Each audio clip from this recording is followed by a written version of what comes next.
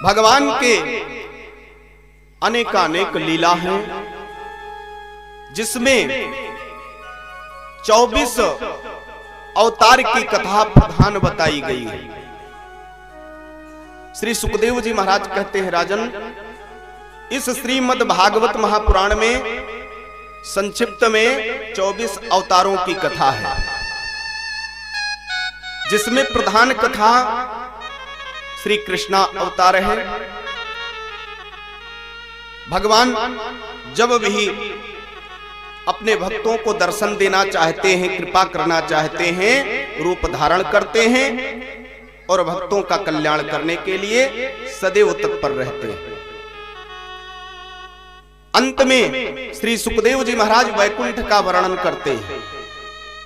राजन से जैसे वैकुंठ का वर्णन करने लगे, राजन प्रसन्न हो गए।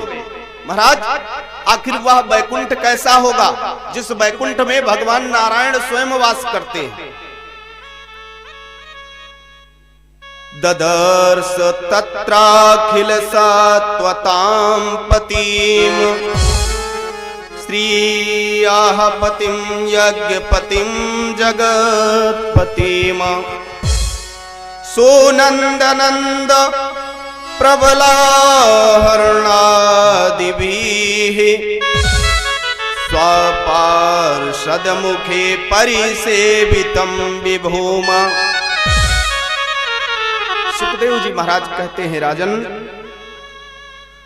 ब्रह्मा जी ने देखा कि इस दिव्य लोक में समस्त भक्तों के रक्षक भगवान श्री लक्ष्मीपति, यज्ञपति, विश्वपति, भगवान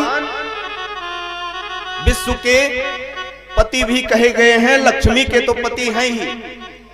यज्ञ अनुष्ठान जो होता है उसका आधिपत्य लेकर के बैठते हैं, इसलिए यज्ञपति भी कहे गए हैं। भगवान के सहस्त्र नाम है। भक्त जैसा बनता है वैसा नाम भगवान का रख देता है। विशेष करके कुछ प्रधान नाम हैं। वैकुंठ में भगवान जब वास करते हैं तो उनका जो सिंहासन है, अनेकानेक मणियों से सुशोभित दिव्य, उस सिंहासन का प्रभाव ऐसा प्रतीत होता है मानो सूर्य का प्रकाश सदैव के लिए उस सिंहासन में विद्यमान हो। चरणों में श्री लक्ष्मी जी बैठ करके सदैव चरण को दबाती रहती, पार्षदगण भगवान के सेवा में लगे रहते। वैकुंठ में किसी भी सुख सुविधा की कमी नहीं। जैसे 5 स्टार होटल होता है ना, पहुंचो 10,000, 20,000, लाख, 2 लाख जमा करो और सारा सुख ले लो, ऐसे वैकुंठ है। कहते नहीं, अरे बहुत भाग्यशाली था, उसे तो वैकुंठ की प्राप्ति हो गई। जीव का जब मृत्यु होता है ना, और जो बहुत सरल चित्त का होता है, सहज होता है, मन निर्मल होता है जिसका, उसकी अगर चलते चलते मृत्यु हो गई या कहीं तीर्थ में मृत्यु हो जाए या यज्ञ अनुष्ठान में मृत्यु हो जाए तो ऐसा चर्चा जरूर होता है, बहुत भाग्यशाली था, उसे तो वैकुंठ हो गया, वैकुंठ की प्राप्ति हो गई। यानी कि उसने अपने जीवन में इतना पुण्य को एकत्र कर रखा था कि उस पुण्य के रूप में उसे अंत में वैकुंठ की प्राप्ति हुई। वैकुंठ उसी को मिलता है। भगवान अपने धाम में उसी भक्त को बुलाते हैं जिसको जीवन मरण से दूर करना चाहते हैं। पार्षद वही बनता है, भगवान के सेवा में वही लगता है वैकुंठ में जिसका सदगति होता है। सदगति किसे कहा गया? सदगति मतलब जीवन मरण से छुटकारा, जन्म मृत्यु से दूर। आपके पास पैसा है, होटल में जाओ, जब तक पैसा रहेगा तब तक आप होटल में रह सकते हो। इसी प्रकार पुण्य है। और आपका पैसा खत्म, होटल का देखभाल करने वाला आपके पास पहुंचेगा, महाराज बाहर निकलो, जितना आपने जमा किया था वो समय पूर्ण हो गया। इसी प्रकार पुण्य है। धर्म है, कथामृत है, भगवान नाम संकीर्तन है। जितना आप पुण्य को एकत्र करोगे उतने दिन ही भगवान के चरणों में रहने का सुअवसर प्राप्त होगा। इसलिए मैं बार बार कहा करता हूं, भले घर का काम बिगड़ जाए तो बिगड़ जाए, लेकिन भगवान का चिंतन ना बिगड़े, भगवान का कथा ना बिगड़े। एक कथा ऐसे नहीं प्राप्त होता। प्रतिदिन कहता हूं कि आप सब बड़े ही पुण्यशाली हैं, भाग्यशाली हैं, ताकि आपको ये सुअवसर बराबर प्राप्त होता है। अरे कुछ ग्राम ऐसे हैं कि कई वर्ष बीत गए हैं, एक श्री सत्यनारायण भगवान का कथा भी नहीं हो पाता। श्रीमद् भागवत महापुराण की तो बात ही मत करो। ऐसे ऐसे अभी भी पापी हैं। कुछ ऐसे पापी हैं जिनको भगवान की कथा रुचती ही नहीं। भगवंत कथा न रुचेगी जिन्हें, होटल में मधुपान करेंगे, वो कुछ दूसरे ही भक्त होते हैं। होटल में जाएंगे, बढ़िया आराम के साथ वीआईपी रूम लेंगे और उसमें अनेकानेक मदिरा का पान, अनेकानेक प्रकार, पता नहीं कौन कौन सा बोतल आ गया है, भगवान जाने, ये तो पीने वाले जाने। लेकिन उनको भगवान के कथा सुनने का समय नहीं है, और नहीं है तो अच्छा ही है, क्योंकि भगवान उसी को अपने पास बुलाते हैं जो अपने हृदय में भगवान को स्थापित करता है, निरंतर चिंतन करता रहता है। क्योंकि भगवान से कुछ नहीं छिपा है। आप हमको उल्लू बना सकते हैं, अपने आप को उल्लू बना सकते हैं, लेकिन ये समदर्शी है, निरंतर सबको देखते हैं। भगवान को आप कहां उल्लू बना सकते हो? उनका नेत्र एक नहीं है। मैंने कहा ना, सहस्रसी रिखा। अब जिसके पास 1000 सर हो, उसके नेत्र कितने होंगे? गिनिए। जिसका 1000 रूप हो, उससे आप बचोगे? असंभव है, नहीं बच सकते हो। इसलिए जितना बन सके कथा को सुनो, कथामृत का पान करो, भगवान का चिंतन करो निरंतर। अगर महीने में एक श्रीमद् भागवत कथा होता है तो 7 दिवस की ही तो बात है, और वो भी 7 दिवस में प्रतिदिन 3 घंटे की बात है। कहां महाराज कहते हैं कि 6 बजे आ जाओ, रात कहन 2 बजे जाओ। मात्र 3 घंटा प्रेम से अगर 3 घंटा कथामृत का पान कर लिया जाए, जीवन धन्य हो जाएगा। और जीवन ही नहीं, अंत में भगवान देरी नहीं करेंगे अपने धाम को बुलाने के लिए। अपने पार्षदों को भेजने की बात छोड़िए, स्वयं दौड़ पड़ते हैं गोकर्ण जी महाराज को लेने के लिए। गोकर्ण जी परम विद्वान थे, भगवान के भक्त थे। भगवान स्वयं आ गए थे गोकर्ण जी महाराज को लेने के लिए। तो पहले हम आप ऐसा कार्य करें ताकि भगवान प्रसन्न हो। भगवान ऐसे नहीं प्रसन्न होते। वैसे तो सिया राम मैं सब जग जानी, सब में राम बसे हैं, लेकिन उस राम को पहचानना, अब कोई दूसरा थोड़े आएगा बताने के लिए कि आप क्या हैं। आप अपने आप को झांकिए। भगवान ने आपको पृथ्वी पर भेजा है, क्यों भेजा है, किस हेतु से भेजा है, उसको समझिए। बड़ी भाग्य मानुष तन पावा, सुर दुर्लभ, दुर्लभ है शरीर ये।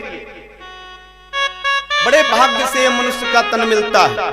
देवताओं को दुर्लभ है ये तन प्राप्त करने के लिए। देवता आदि भी भगवान से निरंतर प्रार्थना किया करते हैं, महाराज नहीं ज्यादा तो 2-4 वर्ष के लिए ही मनुष्य बना के पृथ्वी पर भेज दो। क्यों भेज दो? अरे पृथ्वी पर अच्छा अच्छा पकवान बनता है, अच्छा अच्छा भोग लगता है, चकाचक मनुष्य लोग खाते हैं, और जब हम सबकी बारी आती है तो हवन में स्वाहा कर देते हैं। खाली वासना मिलता है। आपका चरित्र वैकुंठ में आपका गुणगान कोई नहीं करता। देवता लोग नारायण से कहते हैं, नारायण हम सबका भी इच्छा है कि मैं आपके चरित्र को सुनूं, आपके कथा को सुनूं, लेकिन यहां वैकुंठ में आपकी चर्चा तो कोई करता ही नहीं। तो पृथ्वी पर जब मुझे मनुष्य बनाकर भेजोगे, वहां जाऊंगा, कथा को सुनूंगा, मेरा जीवन धन्य हो जाएगा। फिर भी भगवान देवताओं को मनुष्य बना करके नहीं भेजते। भगवान बाल रूप लेकर के जब कृष्ण बनकर आए द्वापर में, इंद्र ने कहा कि मुझे दुर्बा ही बना दो, अपने धाम में रहने का अवसर दो। नारायण ने कहा क्यों? जब ये गोप गोपी सब आपके साथ लीला करेंगे और आपके लीला के साथ जब गोपों का, गोपियों का और आपका ये चरण की धूली अगर मेरे ऊपर पड़ गया तो धूली पड़ने मात्र से मैं कृत्य हो जाऊंगा। फिर भी भगवान अस्वीकार कर दिए, मैं दुर्बा भी तुम्हें नहीं बना सकता, मनुष्य बनाने की तो बात छोड़ो। इतना दुर्लभ शरीर मनुष्य तन है, हम सब मनुष्य बनकर आए हैं, बहुत दुर्लभ है। जन्म जन्मांतर के जब पुण्य उदय होते हैं, कल्प कल्पांतर के जब पुण्य उदय होते हैं, तब 84 लाख योनियों में भ्रमण करते करते कहीं कीड़ा बना जाता है तो कहीं सर्प बना जाता है, कहीं यहां तक नाली का कीड़ा देखिए ना, कभी हम आप भी उस रूप को लिए हैं। याद करो, अभी जानवर से कहा जाए कान में कि सीताराम बोलो तो क्या जानवर बोलेगा? नहीं बोल सकता। बिच्छू से कहा जाए सीताराम बोलो तो कहने जाओगे डंक मारेगा, वैसे 3 दिन याद रखोगे। एक मनुष्य ही ऐसा है जिसे राम राम कहलवाया जा सकता है। क्यों? क्योंकि भगवान ने मनुष्य इसीलिए बनाया है कि आप मुक्ति को प्राप्त कर सकें, भक्ति को प्राप्त कर सकें और अंत में हमारे धाम को आवे, ताकि हम तुम्हें प्रेम पूर्वक पार्षद बना के अपने सेवा में लगाऊं। लेकिन दुर्भाग्य है हम सबका। अब दुर्भाग्य कहो कैसे है? तो दुर्भाग्य ऐसे है, आज 3 दिन हो गया, 3 दिन से सबसे पहले प्रार्थना करी थे, हाथ जोड़ी थे, समस्त ग्रामवासियों से करबद्ध प्रार्थना है, स्थान पर बैठ के हाथ जोड़ी थे, अतन्यो पहन खाए लेब तब जाब, सोए लेब तब जाब, पर सदवा तो बटबे करिए। अब ये दुर्भाग्य नहीं है तो क्या है? इसी को दुर्भाग्य कहते हैं। अरे 3 घंटा महन जब महाराज नहीं मरे जाते हैं सीधी बात है, तो 3 घंटा अगर हम नहीं खाएंगे, नहीं पिएंगे, तब भी रहेंगे। 3 घंटे के लिए, मात्र 3 घंटा समय निकालो और प्रेम से आओ, दुर्भाग्य को सद्भाग्य बनाओ, कथा सुनो, रस स्वादन करो, अपने जीवन को धन्य करो। अब ये नहीं महाराज आए रहे 2 महीना पहले, 3 महीना पहले कथा कही के रहा तो उन्हें वह कथवा तो कही है।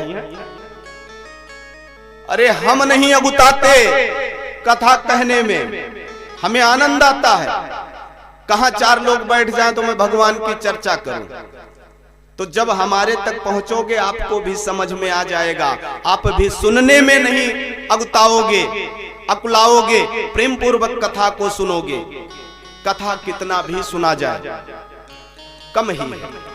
भगवान के चरित्र को हरि अनंत, हरि कथा अनंता, भगवान अनंत हैं, भगवान का चरित्र अनंत है, इसको जितना सुनो कम ही है।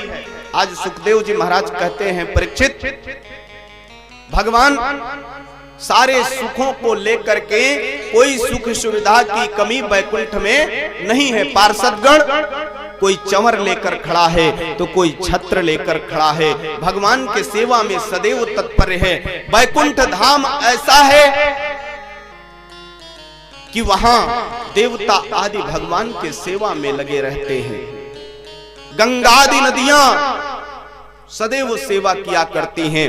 वैकुंठ धाम का वर्णन करते हुए उन्होंने कहा कि भगवान मृत्यु प्रसादाभिमुखम मृगाश्रमम प्रसन्न हासा रुणलोचनानां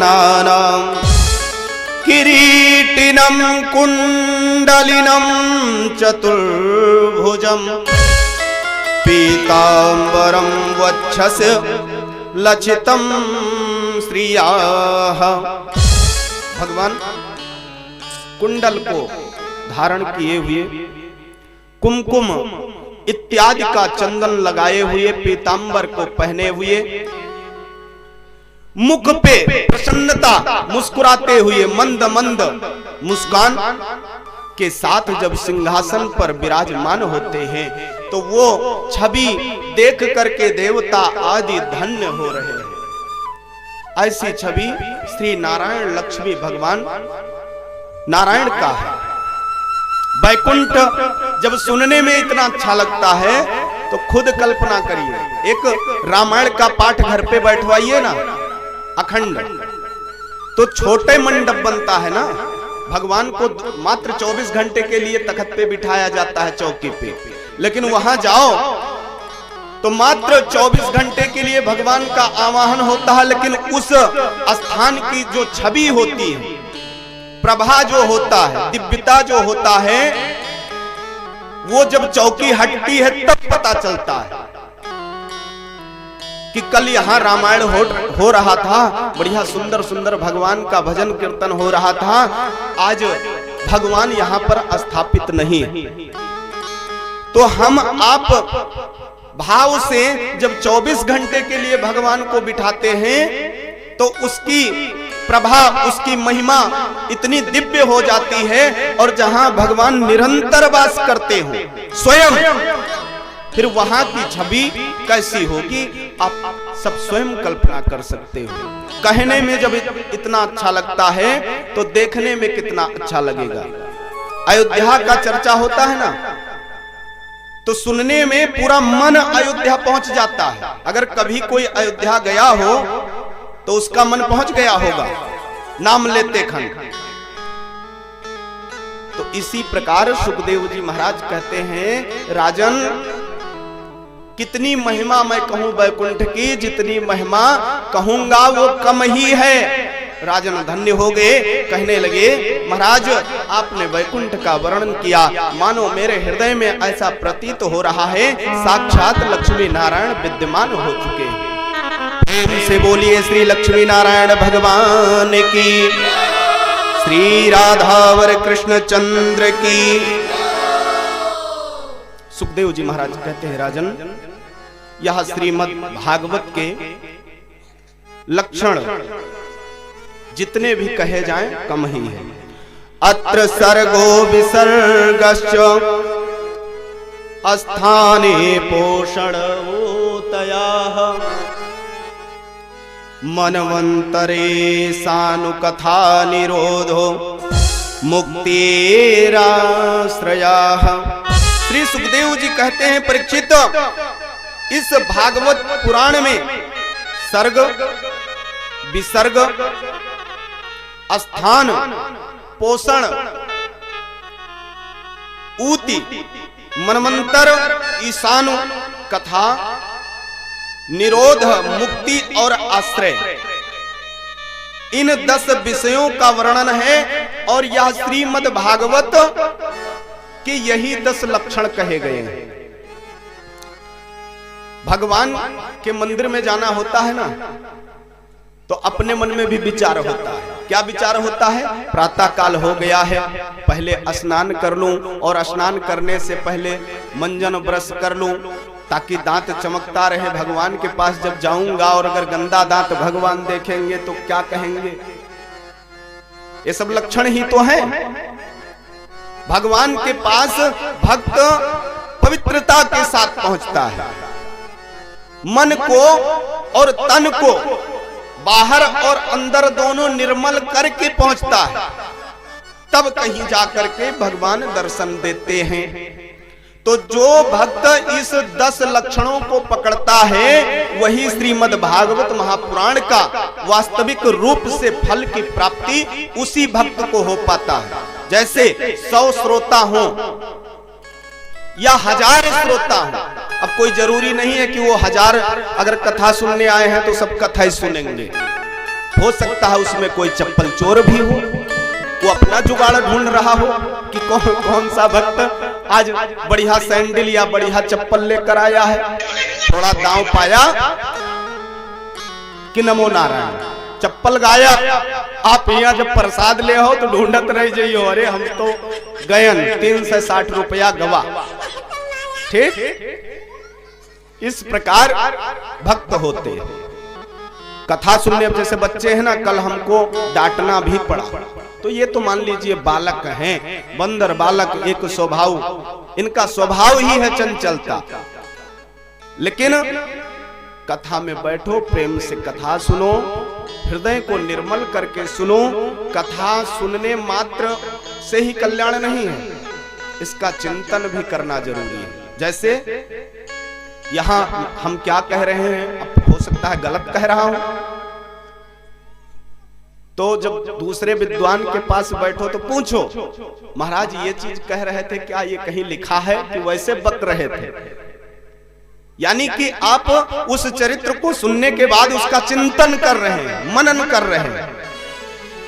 ऐसा करना चाहिए और निरंतर भगवान का ध्यान करना चाहिए। प्रेम से बोलिए राघवेंद्र सरकार की।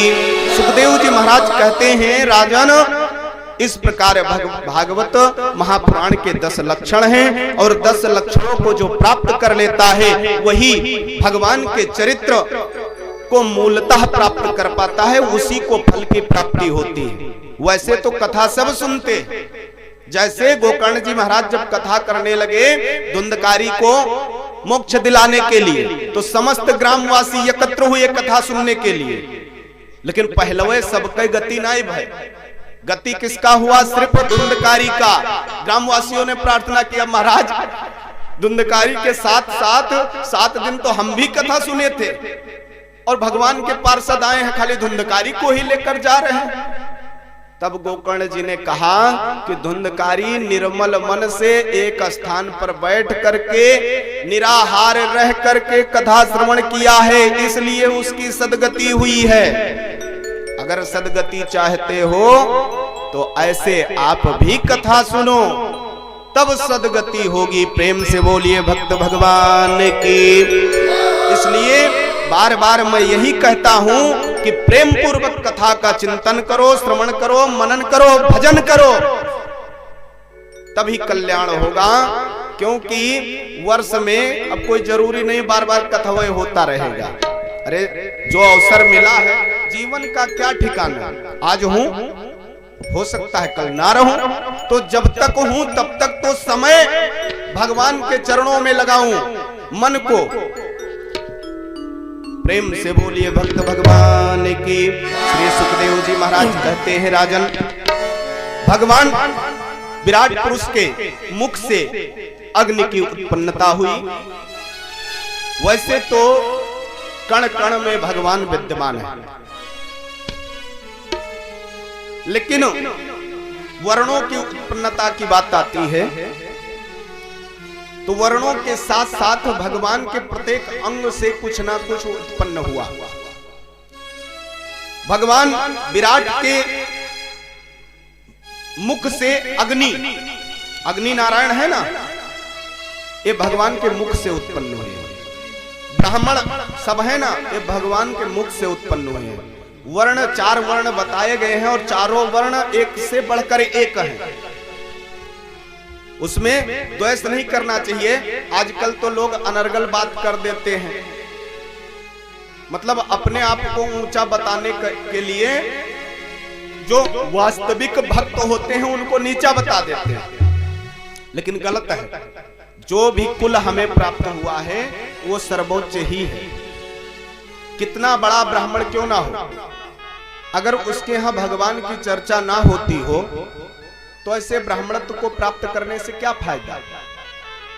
अरे जब वो हरि का नाम लेता ही नहीं, भजन करता ही नहीं, अब उससे कहोगे महाराज पाए लगी, तो जब वो स्वयं दुखित है तो आपको कहां से कहेगा खुश रहो।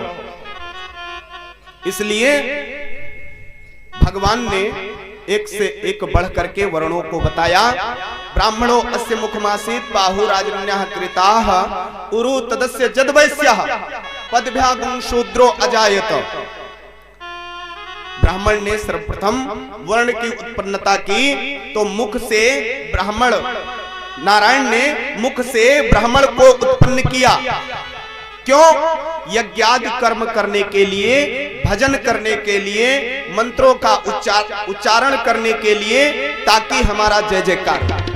लेकिन अब दिन रात ब्राह्मण जुटे रहे, पूजा पाठ कीन करा करें, तो इनके ऊपर अत्याचारी लोग कुछ ना कुछ अत्याचार जरूर करेंगे।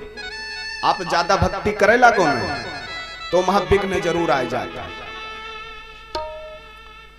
तो जब विघ्न आता है तो उसको भी दूर करने के लिए भगवान उपाय बनाते हैं। ब्राह्मण सब यज्ञ जब करने लगते थे, ऋषिगण यज्ञ करने लगते थे, तो राक्षस पहुंचे, यज्ञ महन विघ्न डालने लगे। राम जी का चरित्र आता है ना, तो उसमें देखिए ना, विश्वामित्र या कोई भी ऋषि जब ये सब यज्ञ करते थे तो उसमें विघ्न आ जाता था। तो नारायण स्वयं छत्री का रूप लेकर के, और वो भी कहां से उत्पन्नता की है छत्री का? बाहु से, बाहु राजन्यः कृतः। छत्री की उत्पन्नता इसलिए किए कि जा करके ब्राह्मण का रक्षण करो। यज्ञ अनुष्ठान में अगर कोई दैत्य नुकसान पहुंचाता है तो उसका वध कर दो। लेकिन अब दिन रात धनुहा लिए खड़े रहे छत्री, तो पेट है, मुख है, भूख जरूर लगी। ये परेशान भय, कहीं नारायण दिन भर धनुहा लिए हम कहां तक खड़े रह गए, भूख लगता है, कहीं तो कहीं इसकी व्यवस्था उरु तदस्य जदवैस्यः। वैश्य की उत्पन्नता उरु से नारायण ने किया। क्यों? क्योंकि तुम इसकी व्यवस्था करो। अब ये तीनों थक जाते थे, तो भगवान का जो चरण है, चरण बहुत ही पवित्र माना गया है नारायण का। अर्थ का अनर्थ लोग कर देते हैं, वो अलग विषय है, लेकिन भगवान के चरण से गंगा जी उत्पन्न हुई है। जान लीजिए, जिनके चरण से गंगा उत्पन्न होती हो और उसी चरण से आप सबकी उत्पन्नता हुई, तो जैसे गंगा जी पवित्र है ना, आप कल्पना करो, वैसे पवित्रता शूद्र की होती है। लेकिन शूद्र का भी धर्म होता है। धर्म क्या है? ऐसा नहीं है कि आप नीच हैं, नीच नहीं है। अपने कर्म को प्रधान बनाइए। नीच आप तब होते हैं जब पान करते हैं। वह ब्राह्मणे पिए लागे तो ब्राह्मण रहेगा। भक्ति की जब बात आती है तो प्रथम भक्ति सेवक को बताया गया है। मंदिर में जो झाड़ू पोंछा करता है, सेवा करता है, उसकी भक्ति प्रथम बताई गई है। कहने का तात्पर्य यही है, सत्कर्म करते रहो। सब भगवान के ही हैं, भगवान के अंश हैं। ना कोई छोटा है ना कोई बड़ा है। कर्म प्रधान विश्व रचि राखा, जो जस करहि सो तस फल चाखा। कर्म को प्रधान बनाइए, अपने जीवन को धन्य करिए और अंत में वैकुंठ को प्राप्त करिए। श्री नारायण के चरणों में जाकर के अपने जन्म जन्मांतर के पुण्य का लाभ लीजिए। प्रेम से बोलिए भक्त भगवान की। नाम भगवान का जो दिल से लिया करते हैं, नाम भगवान का जो दिल से लिया करते हैं, उन्हीं भक्तों को प्रभु याद किया करते हैं।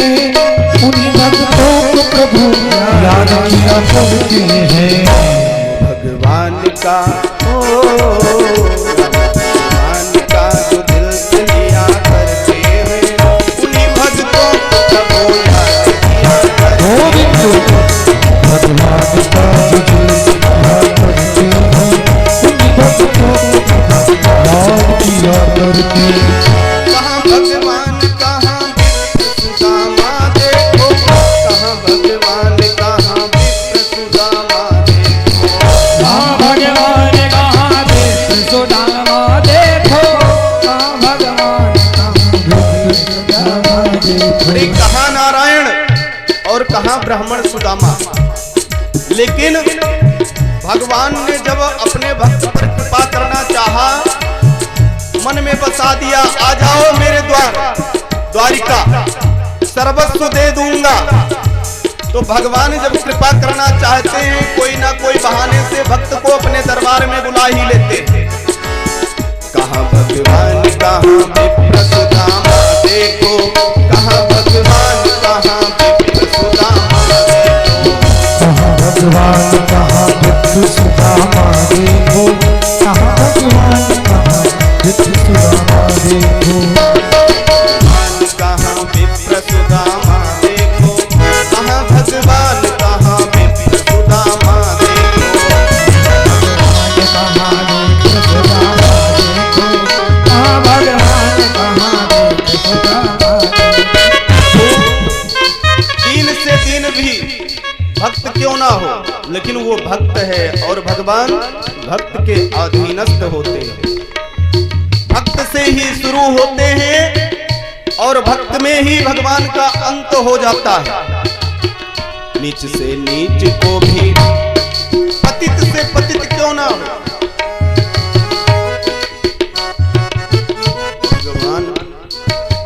भगवान जब भी कृपा करना चाहते हैं। अजामिल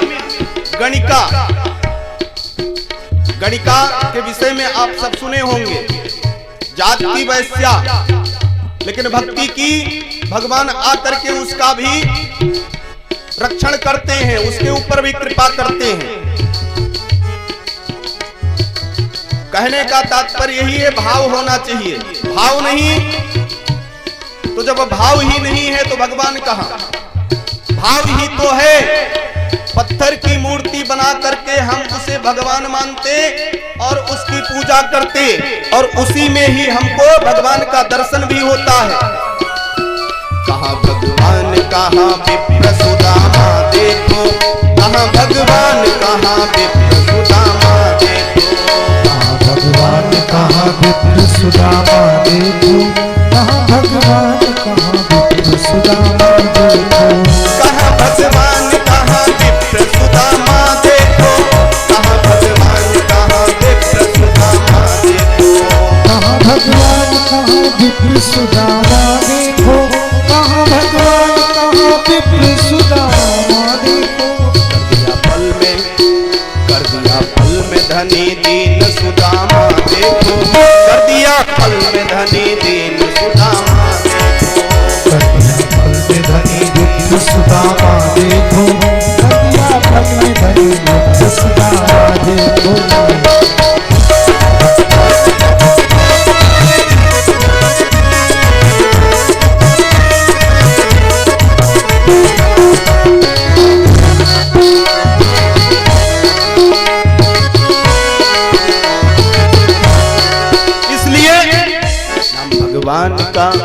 नाम भगवान का जो दिल से लिया करते हैं, उन्हीं भक्तों को प्रभु याद किया करते हैं। दोनों हाथ ऊपर करिए मीठी मीठी तालियों के साथ। हरि बोल। नाम भगवान का जो दिल से लिया करते हैं, उन्हीं भक्तों को प्रभु याद किया करते हैं। नाम भगवान जो दिल से लिया करते हैं, उन्हीं भक्तों को याद करते हैं।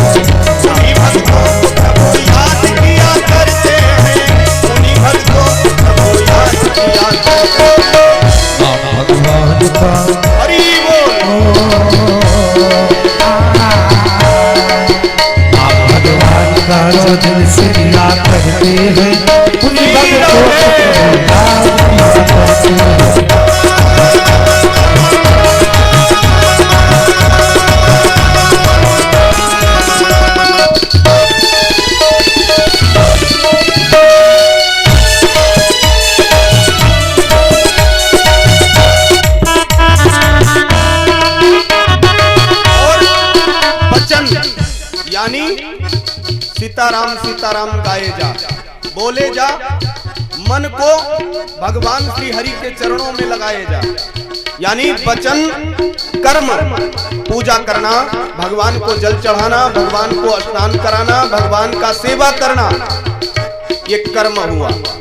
तो अगर कर्म नहीं हो पा रहा है तो रास्ते में अगर कोई मिल जाए तो नमस्कार मत करो।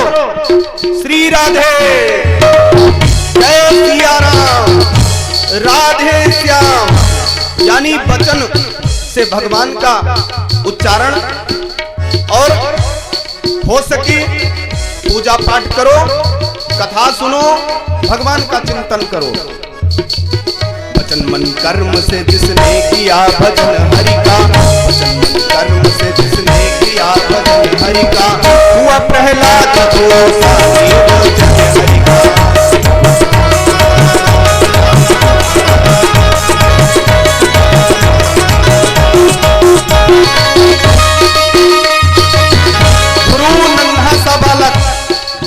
प्रहलाद नन्हा सा बालक, लेकिन भगवान जब हृदय में व्याप्त हो गए ना, तो कितना भी प्रहलाद के पिता ने कष्ट दिया, प्रहार किया, मारा पीटा, घर से बाहर निकाल दिया, लेकिन हरि का नाम वह बालक नहीं भूलता है, वह भक्त नहीं भूलता है।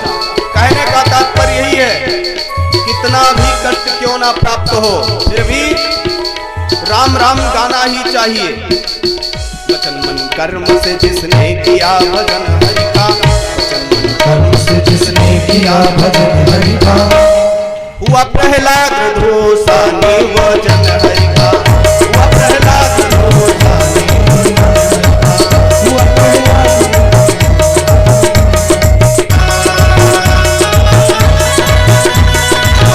दोनों हाथ ऊपर करिए, जय जय श्री राधे।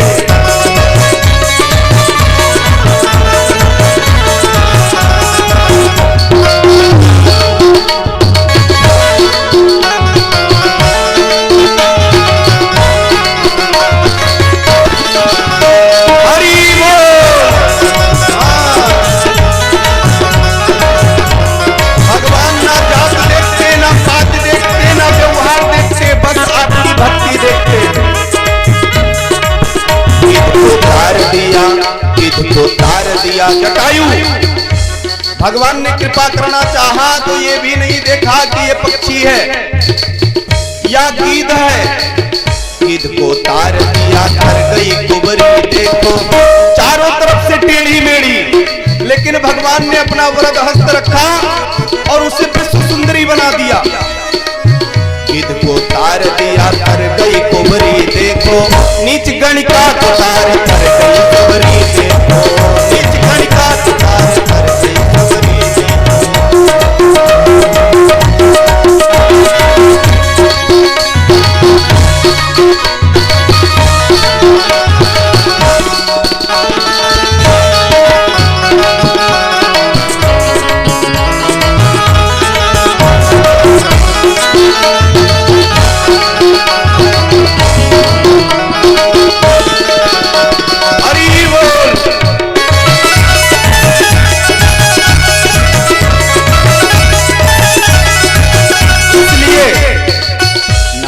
भगवान का जो दिल से लिया करते हैं, भगवान का जो दिल से लिया करते हैं, उन्हीं भक्तों को प्रभु याद किया भगवान का जो दिल से लिया करते हैं, उन्हीं भक्तों को प्रभु याद किया करते हैं।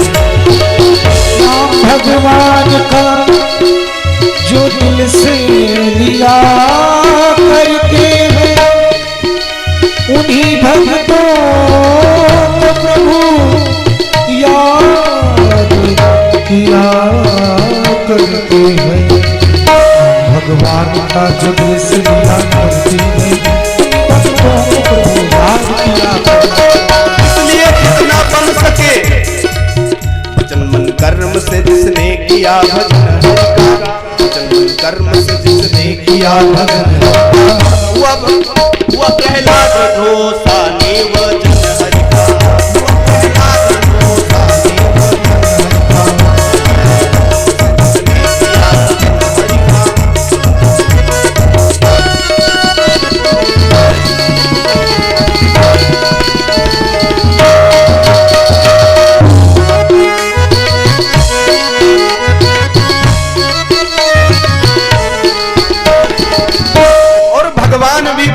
अधीनस्थ हैं। भक्त को कभी भूलते नहीं। भक्त कैसा भी किसी भी वर्ण का हो, भगवान ने जब जटायु पर कृपा किया, उन्होंने ये नहीं देखा कि ये मनुष्य है कि पक्षी है कि पशु है। उसने जटायु का भक्तित्व देखा। सबरी के यहाँ भगवान प्रेम पूर्वक पहुंचते हैं, बैर जूठा करती है। उसको ये भी नहीं पता जूठा क्या होता है। उसका भाव तो सिर्फ एक कि कहीं भगवान को ये बैर खट्टी ना लग जाए। चखती है और खिलाती है। भगवान ने सबरी के भाव को देखा और प्रेम से उस बैर को खाया। इसलिए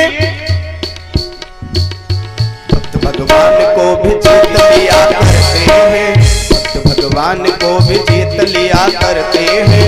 उन्हीं भक्तों को प्रभु याद किया करते हैं। भगवान को भी जीत लिया करते हैं। उन्हीं भक्तों को याद किया करते हैं। भक्त भगवान को जो जीत लिया करते हैं। भक्त भगवान को जो जीत लिया करते हैं। उन्हीं भक्तों को प्रभु याद किया करते हैं। भगवान को जो जीत लिया करते हैं। उन्हीं भक्तों को प्रभु याद किया करते हैं। उन्हीं भक्तों को प्रभु याद किया करते हैं।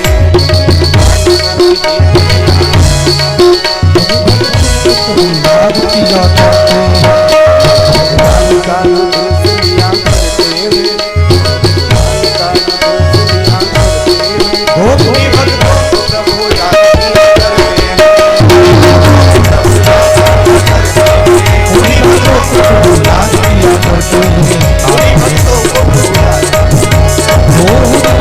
प्रभु याद नाम भगवान का जो दिल से लिया करते हैं। उन्हीं भक्तों को प्रभु जी याद किया करते हैं। इसलिए दिल से लिया करते हैं। उन्हीं भक्तों को प्रभु याद किया करते हैं। भगवान का दर्शन लिया करते हैं। भक्तों को प्रभु याद किया करते हैं। उन्हीं भक्तों को प्रभु याद किया करते हैं। उन्हीं भक्तों को प्रभु याद करते हैं। प्रेम से बोलिए भक्त भगवान की जय हो। श्री लक्ष्मी नारायण भगवान की जय हो। हाँ, अब लग रहा है कि भटपुरवा बिल्कुल स्वर्ग के समान हो गया है। हाँ, आज माताओं और बहनों का भी संख्या कुछ बढ़ा है। लगता है आज बढ़िया चकाचक भोजन बना खा करके सब पहलवे तैयार रहे। तो ऐसे ही आप सब कृपा करिए और प्रतिदिन आइए ताकि हमारा भी उत्साह वर्धन हो, उत्साह बढ़े और कथा कहने में आनंद आए। प्रेम से बोलिए राधावर कृष्णचंद्र भगवान की। श्री सुखदेव जी महाराज श्री गंगा जी का पुलिंग तट, निर्मल धारा का प्रवाह और उसी के तट पर कोमल कोमल वालुका श्री गंगा जी का रज का आसन है और उसी आसन पर श्री सुखदेव जी महाराज विराजमान हैं श्री व्यास रूप में। भगवान के चरित्र का गुणगान कर रहे हैं। राजा परीक्षित आज चरित्र को सुनकर के भूल गए कि आज के 7वें दिन मुझे काल रूपी तक्षक डसेगा और मेरी मृत्यु होगी। बस भगवान के चरित्र में मन को लगा देते। आज सुखदेव जी महाराज कहते हैं, राजन तुम्हारा जो चित्त है मुझे प्रतीत होता है कि तुम प्रेम पूर्वक भगवान के चरित्र का पान कर रहे हो, कथामृत का रसस्वादन कर रहे हो। सुखदेव जी महाराज ने आगे की कथा में सृष्टि का वर्णन किया कि सृष्टि किस प्रकार होती है। सृष्टि वर्णन के बाद